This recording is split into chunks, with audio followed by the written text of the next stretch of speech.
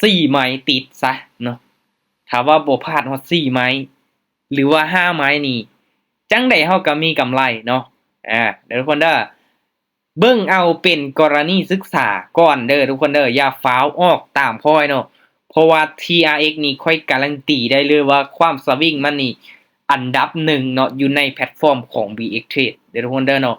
เรื่องกราฟไซด์เวย์สวิงนี่อันดับ1 วิ2 วิเนาะมันมีการเปลี่ยนแปลงเพราะว่าราคาของ TRX นี้ค่อนข้างที่จะน้อยเด้อทุกคนเด้อเนาะ0.3 ปลายๆเท่านั้นเนาะกรอบราคามันก็เลยนี่แหละเนาะทุกคนเนาะถือว่าเป็นการที่ว่าเฮาซูมมาไกลๆเลยเนาะราคามันก็ขึ้นไปเนาะเห็นบ่โอเคมาเดี๋ยวค่อยจะเริ่มเลยทุกคนเนาะตั้งเป้าหมายชัดเจนต้นทุน333เหรียญเอากำไร 10% หา20%เนาะระหว่าง33หา66เหรียญประมาณนี้เด้อทุกคนเด้อสำหรับทุกคนที่ว่าเขามาร่วมเนาะค่อยต้องย้ำทุกรอบทุกเทื่อเนาะว่าให้เข้ามาเบิ่งเป็นกรณีศึกษาเนาะไผที่อยากเทรดตามก็ตามได้ส่วนได้เลยเนาะบ่ว่าหยังเด้อทุกคนเด้อเนาะให้มั่นใจวิเคราะห์ไปนำกันเนาะเวลาเฮาเสียเฮาสิบ่โทษกันได้เนาะคือตัวอย่างว่าค่อยเปิดมีตติงเทรดโอ้ทุกคนออกตามทุกไม้เนาะบ่วิเคราะห์เลยเนาะมีแต่กดตามอย่างเดียวมาเทรดเสียเวลาเสียแล้วมาโทษค่อยนี่บ่ได้เด้ทุกคนเนาะบ่เอาได้แบบนั้นเนาะถ้างั้นก็ให้วิเคราะห์ไปนำกันตามได้ส่วนได้เนาะมั่นใจในตัวเองทุกคนเนาะที่ผ่านมาเด้อทุกคนเด้อเนาะที่ผ่านมานี่มันค่อนข้างที่จะได้ผลเด้อสำหรับการส่วนสีแท่งเทียนเนาะแต่ว่ามือต้องไวเนาะทุกคนเนาะถ้าเฮากด5 วิสุดท้ายนี่มันจะเปลี่ยนละประมาณ1 วิ2 วิมือต้องไวเด้อทุกคนเด้อเนาะหลักๆเดี๋ยวค่อยจะกดออกประมาณ5 วิสุดท้ายเนาะตอนท้ายมันสิเปลี่ยนจังได๋ก็อย่าเด้อทุกคนเด้อเนาะโอเคมาออเดอร์นี้จะเป็นออเดอร์แรกเนาะออเดอร์แรกนี้จะไป10เหรียญเด้อไป10เหรียญผ่านแล้วเขาจะคูณเงินเนาะหลักๆแล้วให้เฮามาสังเกตเบิ่งแท่งเทียนเด้อทุกคนเด้อแท่งเทียนรอท่าตัวนี้ถ้าว่ามันเป็นแท่งเทียนแดงเนาะเฮาจะกดซื้อโอเค5 วิสุดท้ายโอเคออเดอร์นี้ซื้อเด้อทุกคนเด้อซื้อเด้อออเดอร์นี้ซื้อเด้อซื้อขึ้นไปทุกคนเนาะถ้าว่ามันเป็นแดงเฮาจะซื้อเนาะมาเบิ่งนำกันว่ามันสิได้ผลบ่ว่ามันสิได้ผลบ่โอ้โหสังเกตเห็นแล้วได้ว่าตอนนี้มันเริ่มเป็นเทรนขาลงนะสังเกตเห็นแล้วได้แต่ว่าทรงไซด์เวย์นี่โอ้ยการันตีเนาะการันตีได้แต่ว่าทรงเป็นเทรนนี่ก็อยากย่อมอยู่ได้อาจจะเกิดมาหลายแท่งเทียนเนาะมาลุ้นมานํกันอีหยังก็เกิดขึ้นได้เนาะโอ้ออเดอร์แรกนี่บ่มาจังซี่นี่น่ะป๊าดเป็นเทรนขาลงงามแท้บาดนี้บ่เคยมีนะแบบนี้เห็นบ่ทุกคนที่ผ่านมานี่บ่เคยลงมางามแบบนี้จักเทื่อ โอ้โอเคบ่เป็นหยังนะปรับเงิน20เหรียญเบิ่งเอาเป็นกรณีศึกษาก่อนเด้อว่ามันได้ผลแท้บ่หรือว่ามันบ่ได้ผลเนาะถ้าว่าแท่งเทียนนี้เป็นแดงเนาะเฮาก็จะซื้อเลยเฮาก็จะซื้อเลยออเดอร์นี้ซื้ออีกเดี๋ยวทุกคนเด้อเดี๋ยวมาเบิ่งนำกันเดี๋ยวเบิ่งนำกันเนาะว่ามันสิได้ผลบ่มันสิพลาดจักไหมสิวินจักไหมเนาะกราฟของ TRX ทุกคนเนาะค่อยเทรดให้ทุกคนเบิ่งเป็นกรณีศึกษาเนาะ คือทรงไซเวย์นี่ตามที่ตามที่พันมาทุกคนเนาะค่อยเทศค่อยนำใส่ล่ะมันได้ผลเด้อแต่การันตีบ่ได้ว่ารอบนี้มันจะได้ผลคือที่ผ่านมาบ่เนาะเป็นเพียงการวิเคราะห์การคาดเดาอินดิเคเตอร์ตัวใดเอ้าโอ้ลงมาเสยสำหรับอินดิเคเตอร์เด้อทุกคนเด้อเนาะบ่จำเป็นต้องใส่ก็ได้เนาะเพราะว่าเฮาเบิ่งแท่งเทียนเป็นหลักเนาะทุกคนเนาะเบิ่งแท่งเทียนเป็นหลักเด้อโอ้ทุกคนเนาะออเดอร์เมื่อกี้นี้ลงมาแดง1 วิสุดท้ายเนาะโอ้มันเป็นเทรนขาลงงามแถวบาดนี้มันเฮ็ดยอกเฮาที่บ่ช่วงหลังๆนี่ถือว่าสลับมางามเนาะมาออเดอร์นี้เด้อทุกคนเด้อโอเคขายเด้อออเดอร์นี้เฮาจะขายเด้อขายมาเดี๋ยวมาเบิ่งนำกันโอ้ที่ผ่านมานี่มันสลับงามเด้แต่ว่าหลังจากที่เฮาเข้าออเดอร์เนาะเข้าเทรนล่ะเป็นเทรนงามเลยเนาะ TRX บ่เคยเป็นเทรนงามแบบนี้น่ะบ่ค่อยเห็นเนาะส่วนหลายจะเห็นเป็นไซด์เวย์แบบนี้เด้อหลักๆส่วนสีแท่งเทียนเด้อทุกคนเด้อสำหรับเทคนิครอบนี้เนาะส่วนสีแท่งเทียนเนาะแท่งเทียนแล้วถ้าเป็นเขียวเฮาจะกดขายเนาะแท่งเทียนแล้วถ้าเป็นแดงเฮาจะกดซื้อเนาะวินละเตี้ยวเด้อนี่วินเด้อทุกคนเด้อแสดงว่า ได้อยู่เนาะพลาด2ไม้แล้วกลับมาวินเนาะขอเพียงแต่ทุกคนนำใช้สงสัยเวยเนาะเทคนิคนี้นี่ได้ผลแน่นอนสังเกตเบิ่งง่ายๆส่วนสีแท่งเทียนทุกคนเนาะปรับเงินเป็น10เหรียญเนาะถ้าว่าเฮาวินแล้วเฮาก็กลับมาเดินเงินเริ่มต้นคือเก่าเนาะออเดอร์นี้เด้อทุกคนเด้อมาถ้าว่ามันเป็นโอเคขายถ้าว่ามันเป็นเขียวเฮาจะขายเนาะอ้าว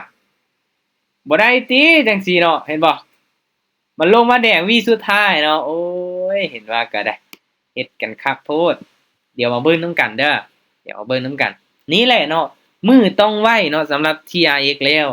เพราะว่า1วิสุดท้ายมันมีการเปลี่ยนแปลงได้เสยได้เนาะมีการเปลี่ยนแปลงได้เสยส่วนหลายมันจะเปลี่ยนตอน1วิหั่นแหละเนาะนะโอ้น่าจะพลาดออเดอร์นี้น่าจะเนาะทุกคนเนาะอึ๊บอ้าวนั่นวินเสยเห็นบ่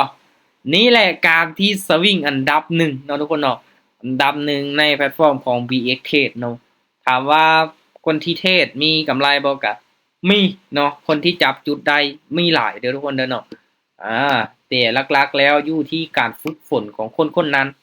จับจุดมันดูๆเนาะเขาจะรู้จักเนาะโอเคออเดอร์นี้เป็นเขียวจังซี่ค่อยจะขายเป็นเขียวเขาจะขายเด้อทุกคนเด้อเนาะ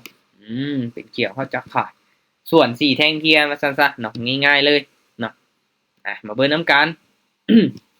เห็นบ่ทรงนี้นี่สลับค่อนข้างที่จะหลายไม้เนาะเขียวแดงเขียวแดงเขียวแดงเขียวแดงเขียวแดงได้ผลขนาดเนาะแต่ทรงนี้มันเป็นเฟสนี่มันอาจจะออกตามสีเด้อทุกคนเด้ออาจจะออกตามสีแน่เนาะสลับแน่เป็นบางออเดอร์เนาะจังได๋ลูกออเดอร์นี้ตึ๊บตึ๊บโอ้ยบ่ลงมาซะออกตามสีเนาะทุกคนเนาะออกตามสีเด้อสำหรับออเดอร์นี้มาก็บ่เป็นหยังก็ถือว่ายังเป็นไปตามแผนของเฮาเนาะเพราะว่าเฮาได้วางแผนการเดินเงินมาถือว่าชัดเจนแล้วเนาะพลาดแล้วก็คูณเงินไป20เหรียญเนาะมาสังเกตเบิ่งตอนท้ายเนาะทุกคนเนาะหลักๆแล้วเฮาต้องเบิ่งตอนท้ายเนาะโอเคจังได๋ออเดอร์นี้โอเคซื้อมันเป็นแดงเฮาจะซื้อเนาะมันเป็นแดงเฮาจะซื้อมันเป็นเขียวเฮาจะขายง่ายๆเลยทุกคนเนาะถ้าว่ามันบ่จงใส่นี่แฮงงามเนาะมันปิดเต็มนี่งามเด้ถ้าว่ามันปิดเต็มนี่มันค่อนข้างที่จะสลับคักเนาะทุกคนเนาะมันจงใส่นี่มันอาจจะลงมาเก็บเอาไส้มันได้เห็นบ่ถ้าว่ามันปิดเต็มนี่มันค่อนข้างที่จะสลับคักเนาะทุกคนเนาะค่อนข้างที่จะสลับคักหลายจังไดเนาะออเดอร์นี้โอ้ยบ่ได้อืมแสดงว่ามันผ่านทรงที่มีอัตราการชนะสูงมากแล้วเด้อทุกคนเนาะสำหรับสลับเนาะเห็นบ่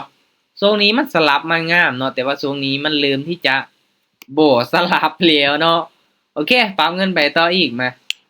ออเดอร์นี้ไม้ที่3คือเก่าออเดอร์นี้เด้อทุกคนเด้อถ้าว่ามันเป็นเขียวจังซี่โอเคเอาจะขายเอาจะขายก็ตามไปก่อนทุกคนเนาะตามไปก่อนมาเบิ่งนำกันในเมื่อได้ตามแล้วเราต้องตามให้สุดเนาะถ้าว่าตามบ่สุดล่ะมันได้ผลแล้วเราจะเสียดายเด้เนาะมันจะเป็นแบบนั้นเนาะทุกคนเนาะมันจะเป็นแบบนั้นมาออเดอร์นี้บ่มีไซส์จังซี่มันต้องปิดเต็มงามๆให้เรามันต้องลงมาแดงให้เราได้ล่ะเนาะลงมาลูกลงมาอย่าขึ้นไปเด้ออย่าขึ้นไปโอเคอย่าลงมา1วิสุดท้ายโอเคสวยเห็นบ่เห็นไหมก็จะไปอีกออเดอร์นี้ถ้าว่ามันเป็นเขียวนะเฮาก็มันเป็นแดงเฮาจะซื้อเอาแหละทุกคนเนาะโอเคออเดอร์นี้ค่อยนี่เอาไปเอามาแล้วเสียซ้ำเนาะทุกคนเนาะเป็นนะค่อยแบบลังเลในเทคนิคของตนเองเนาะไซส์แบบไซส์บ่สุดเนาะไม้ที่มันได้ผลแล้วเฮาบ่ตามนะก็เลยเฮ็ดให้เสียแล้วโคตรเสียดายเลยทุกคนเนาะในเมื่อเฮาได้วางแผนมาเนาะว่าสิไซส์มันต้องไซส์ให้สุดทุกคนเนาะต้องไซส์ให้สุดกำไร35เหรียญเนาะบวกมา35เหรียญเอาอีกมั้ยเอาอีกออเดอร์นี้เด้อถ้าว่ามันเป็นแดงโอเคมันเป็นเขียวโอเคซื้อออเดอร์นี้นี่ออเดอร์นี้นี่ห่วยทุกคนเนาะที่จริงนี่ค่อยคิดว่าสิขายแล้วเนาะแต่ว่าเบิ่งแล้วมันต้องลงมาหลาย1วินี่เนาะก็เลยตัดสินใจที่จะซื้อขึ้นไป2วิสุดท้ายเนาะถือว่าเป็นกรณีศึกษาก่อนเด้อทุกคนเนาะว่ามันได้ผลแท้บ่อ้าวบอกว่าสิลงมาแดงต่อล่ะ ให้ไปฝึกฝนเงินเดโมเบิ่งก่อนก็ได้เด้อทุกคนเด้อเนาะไปฝึกฝนเบิ่งก่อนเนาะจักอาทิตย์1 2อาทิตย์บ่เนาะถ้าว่ามันได้ผลแล้วเฮาจังเอาเงินจริงเข้าไปลงทุนเด้อทุกคนเด้อหลักๆเนาะแต่ละเทคนิคเลยเนาะบ่ว่าจะเฮาเห็นอยู่ไสเนาะเราต้องไปฝึกเทรดด้วยตนเองเบิ่งก่อนเนาะจักอาทิตย์1 2อาทิตย์3อาทิตย์มันได้ผลแล้วเฮาจังนำใช้เนาะเทคนิคนี้ถามว่ามันได้ผลบ่มันก็ได้ผลเนาะเห็นบ่ค่อยก็ได้กำไรมาแล้วเนาะทุกคนเนาะได้กำไรมาแล้วโอเคเอาอีกไม้หนึ่งเด้อเอาเนี่ยซื้อเอาซื้อออเดอร์นี้ซื้อเอาอีกไม้หนึ่งวินอีกไม้หนึ่งซะเนาะคือลักๆแล้วเนาะทุกคนเนาะให้น้ำใสในทรงใสเวเนาะทรงใสเวมาถือว่าเอากำไรตามเป้าแล้วกับพ่อแล้วเนาะถือว่าพอใจละเนาะวินอีกไม้หนึ่งจากพ่อแล้วเนาะโอเควินเน่พลาดเน่12ถ้าว่าวินไม่นี้เนาะได้4ไม่ติดเนาะค่อยสิเอาให้มันได้5ไม่ติดลองเบิ่งว่าสิได้บ่เอ้ยโอ้ยเกือบเสมอมาทุกคนเนาะออเดอร์นี้เด้อมาถ้าว่าวินฮอน5ไม่ติดนี่ถือว่าสุดยอดแล้วเนาะสุดยอดแล้วเทคนิคนี้นี่เดี๋ยวเรามาเบิ่งนำกันเด้อโอเคเนาะเทคนิคเทศกับ TRX ทุกคนเนาะส่วน4แท่งเทียนเทคนิคนี้จะได้5ไม่ติดให้เฮาได้บ่ออเดอร์นี้โอเคมันเป็นแดงซื้อเด้อมันเป็นแดงนี่ซื้อเด้อขี้ร้ายแต่ว่ามันจงไส้ไหวเด้อทุกคนเด้อเนาะบ่งามแต่ว่ามันจงไส้ไหวนี่อันตรายเนาะถ้าว่ามันปิดเต็มนี่งามๆเลยมาเบิ่งนำกันว่ามันสิได้5ไม่ติดบ่สิได้5ไม่ติดให้เฮาได้บ่ยังลังเลอยู่เด้1วิสุดท้ายมันอาจจะมีการเปลี่ยนแปลงทุกคนเนาะ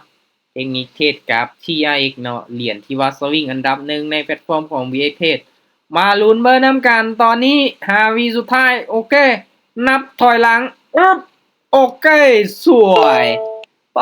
ทุกคนเนาะได้ผลเว้ย5ไม่ติดงามๆเลยหอมนี่โอ้กินเต็มอีกละเห็นบ่มกำไรมา63เหรียญเนาะจากต้นทุน333เหรียญตอนนี้ขึ้นมา396เหรียญไปเป็นที่เรียบร้อยทุกคนเนาะเดี๋ยวเราจะได้เปิดกล้องของขวัญอีกทีนี่โอ้ถือว่าบ่ธรรมดาทุกคนเนาะก็ถือประมาณนี้ทุกคนเนาะสำหรับเทคนิคนี้เด้อสำหรับเทคนิคนี้นี่เนาะถือว่าถามว่ามันได้ผลมันก็ได้ผลได้เห็นบ่วินฮอน5ไม่ติดถือว่าบ่ธรรมดาเด้เนาะถ้างั้นหลักๆเด้อต้องไปฝึกเทรดเบิ่งก่อนเนาะเอาเงินเดโมฝึกเทรดเอามาก่อนว่ามันพลาดสูงสุดจักไหมเนาะคือตัวอย่างว่าเทคนิคส่วน4แท่งเทียนนี่น่ะเนาะเทคนิคง่ายๆแต่นี่น่ะทุกคนเอาเงินเดโมไปฝึกเทรดล่ะเบิ่งว่ามันพลาดสูงสุดน่ะจักไหมเนาะและเบิ่งว่าอยู่ในสวงกราฟแบบใดให้ทุกคนจื้อเนาะคอยเชื่อรถท้าทุกคนฝึกนำไสเป็นเนาะเห็นแล้วว่าสวงใดที่มีอัตราการชนะสูงเห็นบ่สวงนี้แท่งเทียนมันสลับแบบนี้น่ะจังได๋มันก็วินเนาะจังได๋ก็วินรัวๆเลยแหละเห็นบ่ถ้าว่าเข้าไปอีกก็ได้ผลเนาะเทคนิคนี้เด้อทุกคนเด้อเป็นเทคนิคที่ง่ายที่สุดในการเทรด BX เทรดล่ะค่อยว่าเนาะการันตีได้เนาะเบิ่งตาม4แท่งเทียนซื่อๆเนาะโอเคทุกคนเนาะไปฝึกฝนเบิ่งเด้อ8คนเนาะก็เดี๋ยวค่อยจะรีเฟรชเบิ่งก่อนว่ากล้องของขวัญมาแล้วบ่ถ้าว่ามาเฮาจะมีกิจกรรมเนาะถือว่าเป็นกิจกรรมแจกให้กับคนที่ว่าได้เข้าร่วมมื้อนี้เนาะอาจจะได้เปิดกล้องของขวัญมาทายนำกันเนาะมาทายมาลุ้นนำกันว่าสิได้บ่เนาะว่าสิได้จักเหรียญเนาะไผที่ตอบถูกค่อยก็สิแจกให้เนาะทุกคนเนาะแสดงว่ายังบ่มาตัวมื้อนี้รอท่าอีกแป๊บหนึ่งทุกคนเนาะรอท่าอีกแป๊บหนึ่งนานมาเถอะลูกนานมาแค่นี้เนาะทุกคนโอเคมาเดี๋ยวรอท่าแป๊บหนึ่งทุกคนเนาะรอท่าอีกแป๊บหนึ่งเด้อถือว่าเป็นกิจกรรมเนาะทีมงานที่ว่าเออขอมาหลายอยู่ได้จ้าแจกเหรียญแน่ว่าซั่นข้อยก็หมดพื้นว่าสิแจกให้แต่ว่าทุกคนเอาบ่ได้ซื่อๆเจอก็มีกิจกรรมเนาะ เป็นจังไดทุกคนได้เข้ามาร่วมมีตติงของข้อยมื้อนี้พอที่จะได้ความรู้เล็กๆน้อยๆไปปรับใช้อยู่บ่หรือว่ากล้าเทศนำซี้วะคอมเมนต์มาเลยทุกคนตอบมาเด้อคำถามบ่ตุ๊ยคำคนหนึ่งคำตอบหนึ่งเด้อทุกคนเด้อเนาะอืมทายหั่นเนาะหลังจุดก็ต้องบอกมาจักโตทายมันถูกเด้อ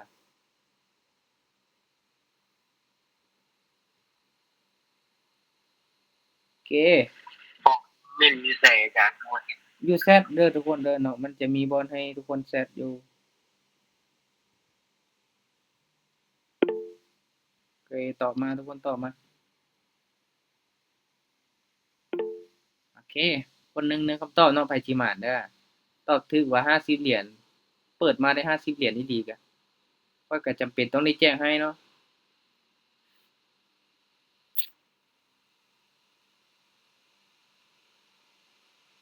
อาจารย์บอลคอมเมนต์ยี่ใส่เขาบ่เห็น